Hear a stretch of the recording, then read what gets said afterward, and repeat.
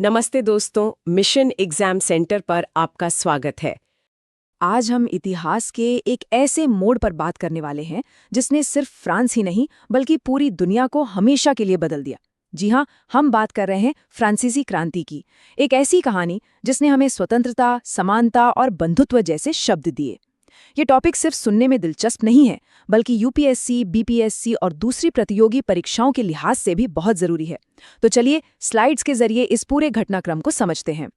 तो सबसे पहला और सबसे बड़ा सवाल यही है, आखिर ऐसी क्या नौबत आ गई कि फ्रांस के लोगों ने अपने ही राजा लुई 16वें को मौत के घाट उतार दिया? ये एक ऐसा सवाल है जो हमें सीधा क्रांति की जड़ तक ले जाता है, और इसका जवाब हमें आगे की स्लाइड्स में मिलेगा। ये जो तस्वीर है ना, ये सिर्फ एक किले पर हुए हमले की नहीं है, ये है बेस्टील, उस वक्त राजा की तानाशाही और जुल्म का सबसे बड़ा निशान। सोचिए, 14 जुलाई 1789 को पेरिस की भूखी और गुस्साई भीड़ ने इस निशान को ही मिटा दिया, और इस एक घटना की गूंज ने पूरे यूरोप के राजमहलों की नींव हिला दी। यहीं से हम मानते हैं फ्रांसीसी क्रांति की आग भड़की। लेकिन बात फिर वही है, लोग इतने गुस्से में थे क्यों? आखिर वो कौन सी चिंगारियां थीं जिन्होंने फ्रांस को एक ऐसे बारूद के ढेर में बदल दिया था जो बस फटने ही वाला था? चलिए इस सेक्शन में इन्हीं वजहों को एक एक करके देखते हैं। उस वक्त का जो फ्रांसीसी समाज था उसे ओल्ड रिजीम कहते थे। ये समाज, जैसा कि आप देख सकते हैं, 3 हिस्सों या एस्टेट्स में बटा था। और ये कोई आम बंटवारा नहीं था, ये जन्म से तय होता था, जो इसे बेहद कठोर और नाइंसाफी से भरा बना देता था। ये जो पिरामिड है ना, यही क्रांति की असली जड़ थी। अब जरा इस टेबल पर गौर कीजिए, ये अन्याय की पूरी कहानी खुद बयां कर रही है। पहले 2 एस्टेट, मतलब पादरी और राजघराने के लोग, जो आबादी का बहुत छोटा सा हिस्सा थे, उनके पास देश की ज्यादातर जमीन और सारे अधिकार थे। और सबसे मजे की बात, उन्हें कोई टैक्स नहीं देना पड़ता था। सारा का सारा बोझ किस पर था? तीसरे एस्टेट पर, जिसमें किसान, मजदूर, वकील, व्यापारी, मतलब देश की 90% आबादी शामिल थी। और ये बोझ कोई हल्का फुल्का नहीं था। तीसरे एस्टेट को कई तरह के टैक्स देने पड़ते थे। इनमें से 2 बहुत खास हैं जो एग्जाम्स में भी पूछे जाते हैं। एक था टाइथ, जो उनकी फसल का 10वां हिस्सा होता था और सीधा चर्च को जाता था। दूसरा था टाइल, जो एक डायरेक्ट टैक्स था और सीधा सरकार के खजाने में जाता था। मतलब अपनी मेहनत की मोटी कमाई सिर्फ इसलिए दे दो क्योंकि आपका जन्म किसी खास परिवार में नहीं हुआ। तो कुल मिलाकर सिचुएशन ये थी कि एक तरफ तो राजा का खजाना अमेरिकी क्रांति जैसे महंगे युद्धों में पैसा लगाकर पूरी तरह खाली हो चुका था। दूसरी तरफ आबादी बढ़ रही थी, फसलें खराब हो रही थीं और आम आदमी के लिए रोटी खरीदना भी मुश्किल था। और इसी माहौल में जॉन लॉक और रूसो जैसे विचारकों की बातों से एक नया पढ़ा लिखा मिडिल क्लास तैयार हो रहा था, जो आज़ादी और बराबरी के हक की बात कर रहा था। ये एक ऐसा मिक्सचर था जिसमें कभी भी धमाका हो सकता था। तो माहौल तो पूरी तरह से तैयार था। अब देखते हैं कि इन सुलगती चिंगारियों ने कैसे एक ऐसी ज्वाला भड़काई जिसने सदियों पुरानी राजशाही को ही जलाकर राख कर दिया। चलिए अब क्रांति के विस्फोट की कहानी में आगे बढ़ते हैं। क्रांति की शुरुआत हुई एक मीटिंग से। देश की खराब आर्थिक हालत पर चर्चा के लिए राजा लुई 16वें ने 175 साल बाद एस्टेट्स जनरल की मीटिंग बुलाई। लेकिन दिक्कत ये थी कि पुराने नियम के हिसाब से हर एस्टेट का एक वोट था। इसका मतलब पादरी और कुलीन वर्ग मिलकर हमेशा तीसरे एस्टेट को 2-1 से हरा देते थे। तीसरे एस्टेट ने मांग रखी कि हर सदस्य को 1 वोट मिलना चाहिए। जब राजा ने ये मांग ठुकरा दी तो उन्होंने वो किया जिसने इतिहास बदल दिया। वो मीटिंग छोड़कर बाहर चले गए। और ये स्लाइड उनके उस फैसले की गवाह है। उन्होंने पास के ही एक इंडोर टेनिस कोर्ट में जमा होकर एक कसम खाई, जिसे इतिहास में टेनिस कोर्ट की शपथ कहते हैं। कसम ये थी कि जब तक वो फ्रांस के लिए एक नया संविधान नहीं बना लेते, वो वहां से नहीं हटेंगे। इसी एक कदम से उन्होंने खुद को राजा की प्रजा से फ्रांस की नेशनल असेंबली बना दिया। ये आम लोगों का सत्ता पर एक बहुत बड़ा दावा था। 1789 की वो गर्मियां वाकई क्रांति की आग से तप रही थीं। घटनाएं इतनी तेजी से हुईं कि किसी ने सोचा भी नहीं था। जरा इस टाइमलाइन पर नजर डालिए। 5 मई को मीटिंग, 20 जून को टेनिस कोर्ट की शपथ, 14 जुलाई को बेस्टिल पर कब्जा और 4 अगस्त को सामंती व्यवस्था और सारे खास अधिकारों का खात्मा। सिर्फ 3 महीनों के अंदर फ्रांस की सदियों पुरानी व्यवस्था ढह गई। तो राजशाही की ताकत तो टूट चुकी थी और अब एक नए फ्रांस को बनाने का मुश्किल काम शुरू हुआ। क्रांति अपने आदर्शों को हकीकत में बदलने की कोशिश कर रही थी, लेकिन ये रास्ता आसान नहीं था। जल्द ही क्रांति एक ऐसा खूनी मोड़ लेने वाली थी जिसकी किसी ने कल्पना भी नहीं की थी। इस नए फ्रांस की बुनियाद बना एक डॉक्यूमेंट जो 1791 में सामने आया, पुरुष एवं नागरिक अधिकार घोषणा पत्र। ये सिर्फ एक कागज का टुकड़ा नहीं था, ये क्रांति की आत्मा थी। इसने पहली बार स्वतंत्रता, समानता और बंधुत्व जैसे सिद्धांतों को कानूनी शक्ल दी। जरा सोचिए, उस दुनिया में जहां आपकी पहचान आपके जन्म से होती थी, ये बातें कितनी क्रांतिकारी लगी होंगी। इसने कहा कि सभी इंसान आज़ाद और बराबर पैदा हुए हैं। इसने बोलने की आज़ादी दी, कानून के सामने सबको बराबर खड़ा किया और ये भी कहा कि किसी को बिना वजह गिरफ्तार नहीं किया जा सकता। इसने राजा की मनमानी पर हमेशा के लिए लगाम लगा दी। लेकिन ये बड़े बड़े विचार उन लोगों तक कैसे पहुंचे जो पढ़ लिख नहीं सकते थे? जवाब था प्रतीकों यानी सिंबल्स के जरिए। क्रांति ने अपनी एक अलग भाषा बनाई।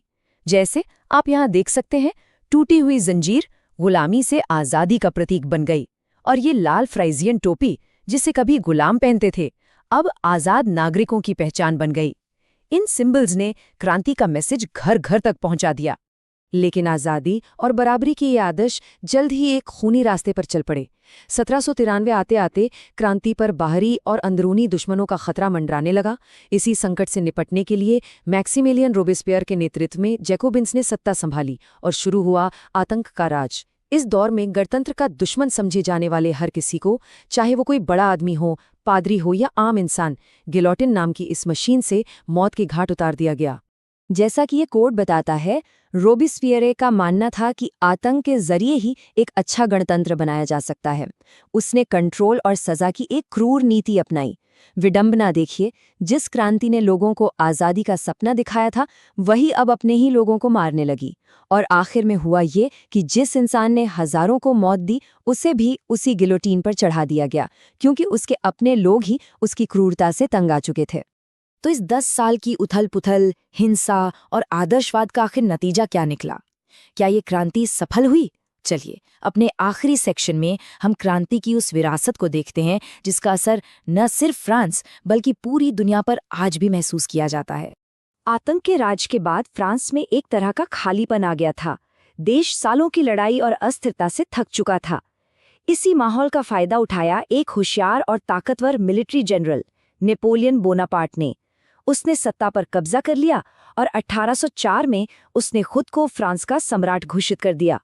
कमाल देखिए, जिस क्रांति की शुरुआत एक राजा को हटाने से हुई थी, उसका अंत एक और सम्राट के आने से हुआ।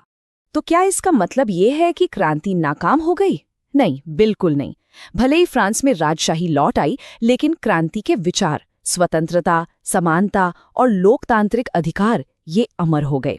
इन विचारों ने दुनिया भर में आज़ादी की लड़ाइयों को प्रेरणा दी और इसका असर भारत पर भी पड़ा, जहां टीपू सुल्तान और राजा राम मोहन रॉय जैसे लोग इन नए विचारों से बहुत प्रभावित थे।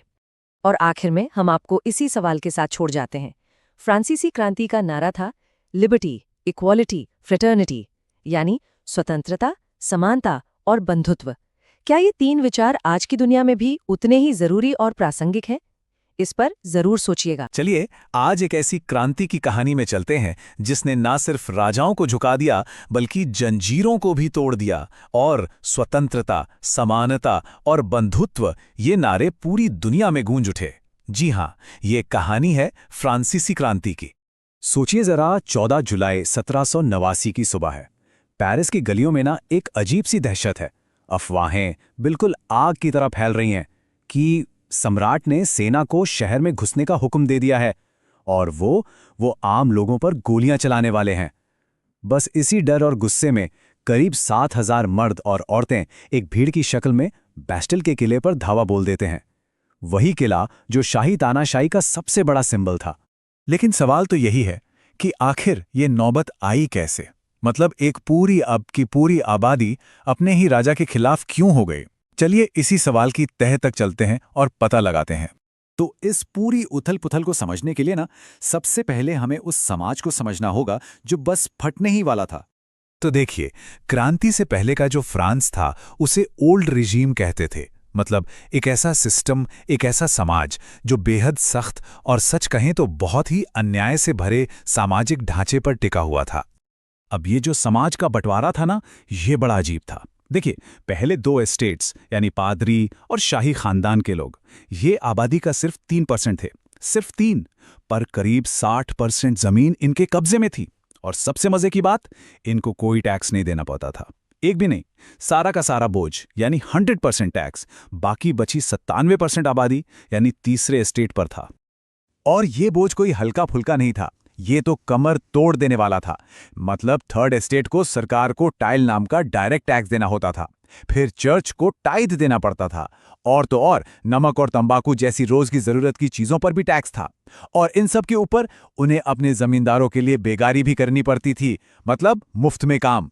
उस वक्त के लोग इस रिश्ते को कैसे देखते थे, ये कहावत उसे बिल्कुल साफ कर देती है। एक गुमनाम नक्काशी पर लिखी ये लाइन असल में उस पूरे शोषक सिस्टम का निचोड़ है, जहां एक मकड़ी की तरह एक वर्ग दूसरे को मक्खी की तरह चूस रहा था। पर कहानी सिर्फ सामाजिक भेदभाव की नहीं थी। इस तूफान का एक और बड़ा कारण था, और वो था फ्रांस की सरकार का पूरी तरह से कंगाली की हालत में होना। तो किस्सा ये है कि 1774 में जब लुईस 16वें, जो उस वक्त सिर्फ 20 साल के थे, जब वो गद्दी पर बैठे तो उन्हें विरासत में क्या मिला? एक खाली खजाना। अब सवाल ये है कि खजाना खाली हुआ कैसे? पहली बात, सालों से चली आ रही महंगी लड़ाइयां, इन्होंने फ्रांस का सारा पैसा निचोड़ लिया था। फिर ऊपर से वर्साय का वो शानदार महल, उसकी शानो शौकत बनाए रखने का खर्च ही बहुत ज्यादा था। और फिर एक और बड़ा फैसला हुआ, ब्रिटेन से आज़ादी के लिए लड़ रही 13 अमेरिकी कॉलोनियों की मदद करने का। सिर्फ उस एक मदद की कीमत फ्रांस को क्या पड़ी? 10 अरब लिवरे से भी ज्यादा का नया कर्ज। अब अंदाजा लगाइए, ये रकम इतनी बड़ी थी कि फ्रांस की सरकार एक साल में जितना कमाती थी, ये उसका दोगुना था। तो अब हालत ये हो गई थी कि सरकार का जो भी बजट था, उसका लगभग आधा, सोचिए आधा हिस्सा सिर्फ कर्ज का ब्याज चुकाने में जा रहा था, और ब्याज भी 10% तक पहुंच गया था। बाकी का पैसा सेना और शाही दरबार के खर्चों में चला जाता। आम लोगों के लिए कुछ भी नहीं बचता था। अब सरकार के पास टैक्स बढ़ाने के अलावा कोई रास्ता ही नहीं था। और जब लोग पहले से ही इतने परेशान थे, तो एक और मुश्किल आ खड़ी हुई। इसे कहते हैं जीविका संकट। हुआ ये कि फ्रांस की आबादी तो तेजी से बढ़ रही थी, पर अनाज की पैदावार उतनी नहीं बढ़ी। नतीजा, आम लोगों का जो मुख्य भोजन था, पावरोटी, उसकी कीमतें आसमान छूने लगीं। हालत ये हो गई कि गरीबों के लिए 2 वक्त की रोटी जुटाना भी मुश्किल हो गया। तो देखिए, एक तरफ था अन्याय से भरा समाज, दूसरी तरफ एक कंगाल सरकार। अब इस बारूद के ढेर में एक तीसरी चिंगारी भी आ मिली, और वो थे नए क्रांतिकारी विचार। उस जमाने में फ्रांस के कॉफी हाउस और सैलून में ना नए नए आइडियाज पर खूब चर्चा हो रही थी। जॉन लॉक, रूसो, मॉन्टेस्क्यू, इन जैसे दार्शनिकों के विचार फैल रहे थे। लोग अब ये सवाल करने लगे थे कि राजा को भगवान ने नहीं भेजा है। लोग एक ऐसी सरकार की बात कर रहे थे जो जनता और उनके नुमाइंदों के बीच एक कॉन्ट्रैक्ट, एक समझौते पर चले। इन विचारों ने लोगों को आज़ादी और बराबरी की एक नई जुबान दे दी थी। और क्रांति से ठीक पहले फ्रांस में माहौल कितना तनाव भरा था, ये बात एक अंग्रेज यात्री आर्थर यंग की इस लाइन से समझी जा सकती है। उनकी ये बात ना उस समय के डर और गुस्से को साफ दिखाती है। हवा में सचमुच एक खतरा महसूस हो रहा था। तो अब देखते हैं कि ये सब हुआ कैसे। राजा को नए टैक्स लगाने थे, तो उन्होंने एस्टेट्स जनरल की एक मीटिंग बुलाई। अब यहां पर तीसरे एस्टेट ने एक मांग रख दी कि वोटिंग एस्टेट के हिसाब से नहीं, बल्कि हर मेंबर के हिसाब से होनी चाहिए। सबको एक वोट का हक मिले। लेकिन राजा ने ये मांग ठुकरा दी। बस फिर क्या था, तीसरे एस्टेट के सारे लोग मीटिंग से बाहर आ गए। उन्होंने खुद को ही नेशनल असेंबली घोषित कर दिया और कसम खाई कि जब तक वो राजा की ताकत को कम करने वाला एक संविधान नहीं लिख लेते, तब तक वो हटेंगे नहीं। और बस यहीं से क्रांति का बिगुल बज गया। इन घटनाओं ने फ्रांस की शक्ल हमेशा हमेशा के लिए बदल दी। तो चलिए एक नजर डालते हैं कि इस क्रांति ने दुनिया को आखिर दिया क्या। जरा सोचिए, कुछ ही सालों के अंदर कितना कुछ बदल गया। 1789 में क्रांति की शुरुआत होती है। 2 साल में 1791 तक राजा की ताकत कम करने वाला संविधान बन जाता है। 1793 में तो राजा को फांसी ही दे दी जाती है, और 1804 आते आते एक नया सम्राट नेपोलियन सत्ता में आ जाता है। ये एक दशक की उथल-पुथल इसने पूरे यूरोप का नक्शा ही बदल कर रख दिया। तो इस क्रांति का असर क्या हुआ? इसने फ्रांस से राजशाही खत्म कर दी, जमींदारी वाला जो सिस्टम था उसे खत्म कर दिया और आम नागरिकों को उनके अधिकार दिए। लेकिन इसका सबसे बड़ा असर था इसके विचार, स्वतंत्रता, समानता और बंधुत्व। ये 3 शब्द ये फ्रांस की सरहदों को पार करके पूरी दुनिया में फैल गए और आज भी दुनिया भर में लोकतंत्र को प्रेरणा देते हैं। और ये सब हमें एक बहुत बड़े सवाल पर लाकर खड़ा कर देता है। अगर किसी समाज का ढांचा ही गलत और अन्याय पर टिका हो तो वो कौन सा मोड़ आता है जब क्रांति होना तय हो जाता है? फ्रांसीसी क्रांति हमें यही सिखाती है कि जब अन्याय और गैर बराबरी की खाई बहुत ज्यादा गहरी हो जाती है तो बदलाव विस्फोटक हो सकता है। ये इतिहास का एक ऐसा सबक है जो आज भी उतना ही जरूरी है जितना 200 साल पहले था।